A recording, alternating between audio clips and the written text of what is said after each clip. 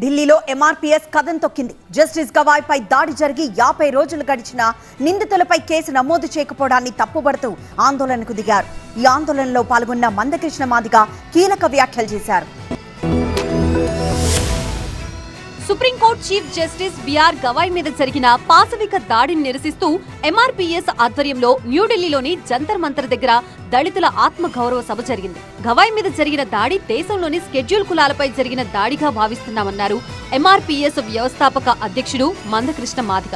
ధర్మం ముసుగులో, విశ్వాసాల ముసుగులో దాడులకి పాల్పడే వారికి చట్టాలు వర్తించవా, వారి మీద చర్యలు తీసుకోరా అని ప్రశ్నించారు. బీహార్ ఎన్నికల్లో రాజ్యాంగానికి విరుద్ధంగా, ఎన్నికల కమిషన్ విరుద్ధంగా ఒక కేంద్ర మంత్రి స్టేట్మెంట్ ఇస్తే ఆయన మీద పోలీసులు కేసు నమోదు చేశారు. జార్ఖండ్ హైకోర్టులో ఒక జస్టిస్తో ఒక లాయర్ వాగ్వాదం దిగితే ఆ లాయర్ మీద కోర్టు ధిక్కరణ కేసు పెట్టారు. సుప్రీంకోర్టు చీఫ్ జస్టిస్ మీద జరిగిన దాడి కేసు ఎందుకు న్యాయవ్యవస్థ పెట్టలేదు? ఎంఆర్పీఎస్ ఆధ్వర్యంలో జరిగిన ఈ ఆందోళనలో ఎంఆర్పీఎస్ నాయకులు, దళిత సంఘాల నేతలు పాల్గొన్నారు. చట్టం అందరికీ సమానమైతే గవాయ్పై దాడి చేసిన వారిపై ఎందుకు కేసు పెట్టడం లేదని ప్రశ్నించారు. రాజ్యాంగాన్ని బలహీనపరిచే కుట్రలు జరుగుతున్నాయని, దాడి చేసే వారికి గుణపాఠం చెబుతామని హెచ్చరించారు.